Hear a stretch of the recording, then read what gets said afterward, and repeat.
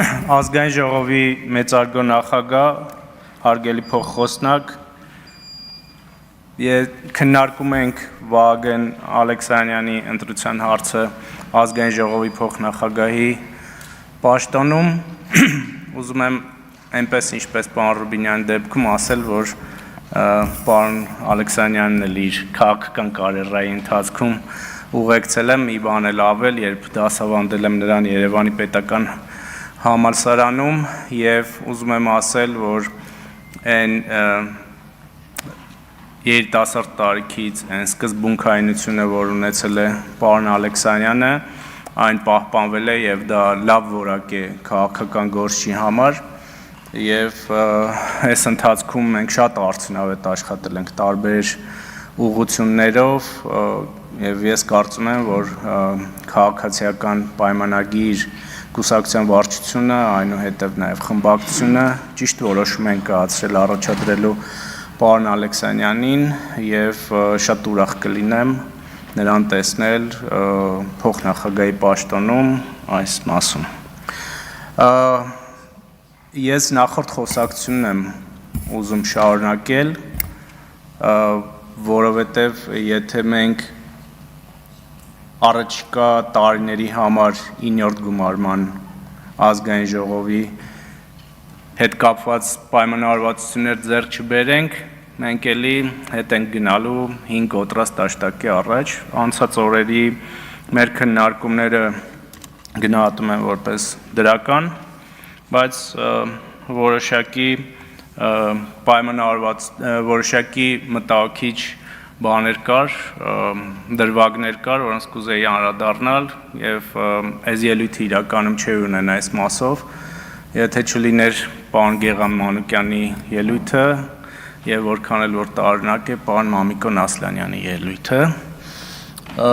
ինչ է ասում պարոն Մանուկյանը, ասում է ուժեղ Հայաստանն է դիմում, ասում է այդ որ մենք ստեղ մաշվել ենք ձեր համար, որ գաք սենց մեծ ֆրակցիա ունենաք,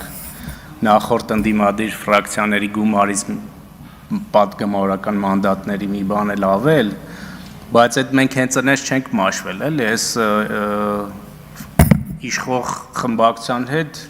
տենց կոնստրուկտիվ խաղեր մի խաղացեք, արեք են ինչ որ մենք ենք նախկինում արել։ Հիմա ես ուզում եմ այս արձանագրենք, որպեսզի հետո այլ հարցեր չլինի և նորից ընդդիմադիր խմբակցություններին, այդ թվում նաև Հայաստան դաշինքին կոչ անել չկրկնել նախորդ գումարման սխալները, որովհետև օբյեկտիվորեն իշխանությունը ունի բազմաթիվ օրինական հնարավորություններ իր դիրքերը ամրապնդելու և ինչպես նախորդ անգամ ասեցի, ամենալավ միջոցը ընդդիմության համար գալ իշխանության, դա այն է, որ ներկայացնի գաղափարներ, ստեղծի հանրային դիսկուրս, իշխանությունը կկատարի դա լավ է, ընդդիմությունը կասի դա իմ արածն է, չի կատարիլ իշխանությունը, տենց դուխով կգնա 5 տարի հետո հանրությանը կասեք, որ այ այսքան լավ բաներ ենք առաջարկել և դուք ուզում եք, որ դա լինի, բայց այս իշխանությունը դա չի արել և հետևաբար ինձ ընտրեք և դա այդպես է աշխատում ամբողջ աշխարհում և մյուս դրվագը իհարկե վերաբերում է պարոն Մամիկոն Ասլանյանի ելույթի վերջին մասին, երբ որ ասեց, որ դուք ամեն ինչ անելու եք, որ մնաք իշխանության, մենք ամեն ինչ անել ենք, որպեսզի ձեզ հեռացնենք, եթե այս տրամաբանությամբ գնանք, էլի սա հակամարտություն է և հակասում է այնն, ինչ որ ես ձեզ ասեցի, դուք մեզ հեռացնելու համար ստեղ չպետք է աշխատեք, դուք պետք է աշխատեք ի բարօրություն մեր մեկ քաղաքացու 3 միլիոնից, պարոն Ղազարյան չընդհատեք, այդ մեկ քաղաքացու, երբ որ դուք այդ մեկ քաղաքացուն պայմանական ձեզանով անեք ձեր լավ գաղափարներով, իշխանությունը դա բանաձև է, ինքը կհեռանա շատ հանգիստ այդ ժողովրդի պահանջով և այլն։ Մենք էլ որպես իշխանություն աշխատում ենք այն ուղղությամբ, որ քաղաքացին մնա իշխանության կողմեն մեծամասնությունը որ տվել է, եւ հաջորդ ընտրություններին նորից վերընտրվի։ Բայց ինչ ենք մենք ունենում այս ընթացքում։ Ես անկեղծ ձեզ պետք է ասեմ, ես լսել եմ վերջին 4 օրերի բոլոր ելույթները։ Դուք տեսել եք, որ այստեղ նստած հատ-հատ լսում եմ ձեր բոլոր ելույթները եւ անկեղծորեն պետք է ասեմ, որ բավականին շատ կետեր եմ գրել ինձ մոտ, որոնք պատրաստվում եմ իմ գործընկերների հետ քննարկել, որոնց մեջ նաեւ որպես մեղադրանքներ տեսել եմ որոշակի խնդրեմ, որ կարող է դրա տակ ճշմարտություն կա, տեսել եմ որոշ առաջարկներ, որ կարող ենք իրականացնել եւ դրանից մեր հանրությանը ավելի լավ լինի։ Եվ ես կարծում եմ, որ սա պետք է լինի իշխանություն, ընդդիմություն, գործակցության, համագործակցության այդ հնարավորությունը։ Այդ բոլորը քաղել եմ ձեր ելույթներից, բայց նաեւ ձեր ելույթներում այնպիսի բաներ կան, որ կարծում եմ մեզանից ժամանակ եւ ռեսուրս է տանում։ Ավելի քիչ ժամանակ ստեղ կնստենք, բայց ավելի արդյունավետ կաշխատենք։ Ասենք, չգիտեմ, Տիկին Մաթևոսյանը հերթական ֆեյքերի շարքն է ներկայացնում, ասենք, փակում եք փառքի անկյունները։ Որտեղ մի օրինակ կարող եք ցույց տալ։ Չեք կարող ցույց տալ այդպիսի բան։ Ասենք, տարբեր դեղին մամուլի ռեպորտաժներից կամ վերնագրերից գալիս եք այստեղ օրինակներ եք բերում, ֆեյքեր, կատարյալ ֆեյքեր կամ այս թեման ինձ թվում է մենք կխոսենք առաջիկայում, բայց դա տեղավորվում է նաև իրական Հայաստան տրամաբանության մեջ, որը ինչպես նախորդ անգամ ասեցի, արդեն որերորդ անգամ արժանանում է մեր հանրության հավանությանը, եկեղեցու պատմության առարկան փակել են։ Այո, որովհետև եկեղեցին առանձին չի պետությունից։ Եվ պետություն, եկեղեցու պատմությունը նաև մեր պետության պատմությունն է։ Իսկ հայոց պատմություն փոխելը Հայաստանի պատմության, էլի այդ տրամաբանության մեջ է, որովհետև Հայաստանի Հանրապետության պատմությունը այդ ամբողջ պատմությունն է, այդ թվում նաև եկեղեցու պատմության։ Եվ այս հին թեմաները նորից բերել օրակարգ, դուք եք ասում, չէ՞, մի գնացեք, ասեք, ով ասեց մեր գործընկերներից, կարծեմ պարոն Ասլանյանն էլի 99 թիվ կամ 30 տարի հետ։ Գնում եք հետ, պատասխանը ստանում եք։ Որովհետև սրանք փակված թեմաներ են, որոնք կարծում եմ պետք չի արծարծել, կամ այդ բան,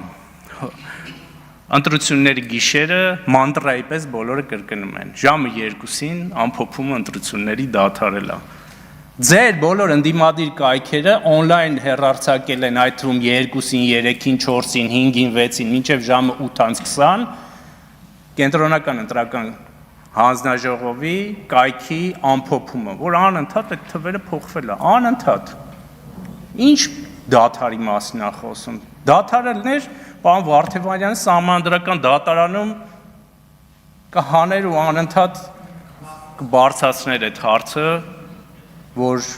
այսպիսի աղաղակող բան է եղել։ Կամ մի հատ ուրիշ թեմա կա, ասում եմ, դուք մեծամասնություն եք ձեռք բերել փոշիացած ձայների շնորհիվ։ Այստեղ քանի պատգամավոր կա ձեզանից, որ էլի փոշիացածով մանդատներ են ստացել։ Քանի ինչի եք վերցրել այդ փոշիացածով մանդատները։ Այդ դրա արդյունքում Հարություն Հարությունյանը, Շիրազ Մանուկյանը, Անուշ Միրզոյանը,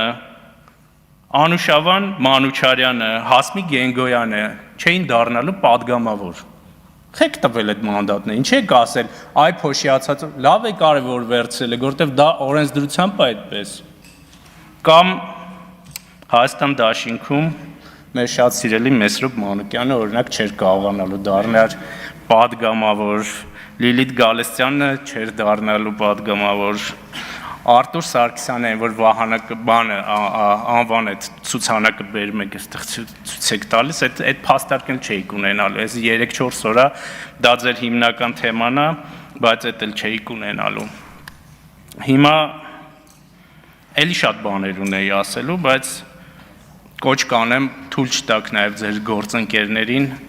այս ամբիոնը վերածել եւ խորհրդանը վերածել Անժելա Թովմասյանի տաղավարին, որը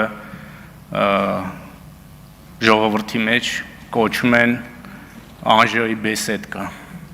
Մի թույլ տվեք այդպիսի բան անել։ Եվ վերջում ուզում եմ Լևոն Քոչարյանի ելույթի մի դրվագին անդրադառնալ, որ այստեղից ժպտալով ասում էր եւ քմծիծաղ տալով ասում էր եւ այդ քմծիծաղի մեջ ձեռ առնելիք էր կար մի քիչ, որ դե օրենքն էլ է ձեր ձեռքը,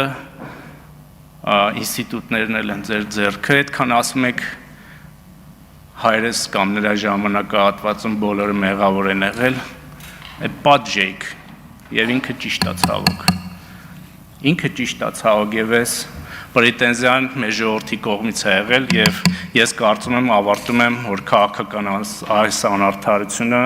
իր հանգուցալուծումը կգտնի։ Շնորհակալություն։